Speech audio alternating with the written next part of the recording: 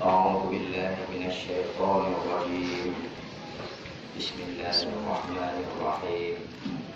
الحمد لله رب العالمين حمدا يوافي نعمه ويكافئ مزيدا. يا ربنا لك الحمد كما ينبغي لجلال وجهك ولعظيم سلطانك.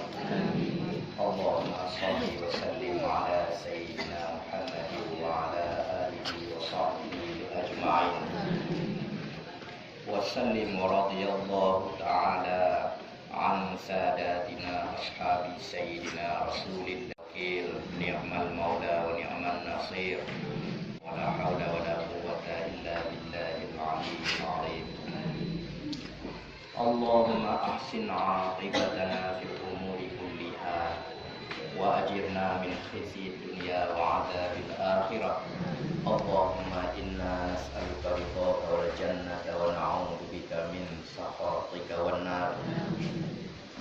اللهم أنزل الرحمة والبركة والسلامة والعافية والنعمة والصحة والرزق والتقى والعلم والفهم عليهن خاصة وعلى جميع المسلمات عامة إنك على كل شيء قدير.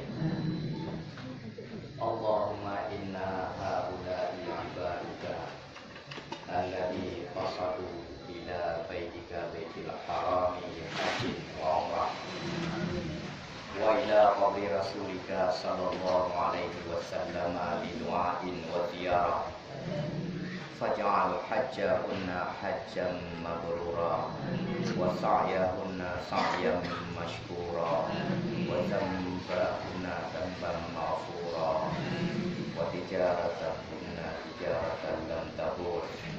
يا عالم ما في الصدور أخرجنا وإياهن من الظلمات إلى النور برحمتك يا أرحم الراحمين.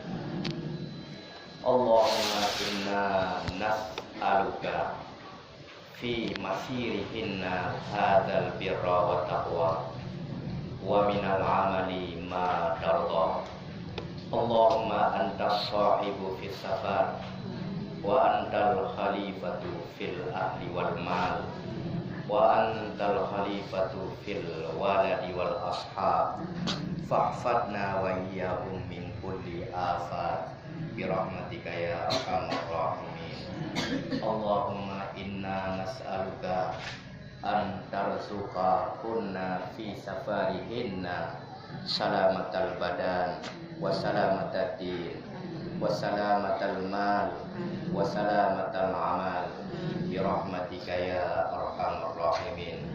وأن تبلغهن حج بيتك بيت الحرام لحج وعمرة وإلى قبر رسولك صلى الله عليه وسلم لدعاء وزيارة برحمتك يا أرحم الراحمين. اللهم اجعل جمعنا هذا جمعا مرحوما وتفرقنا من بعده تفرقا معصوما.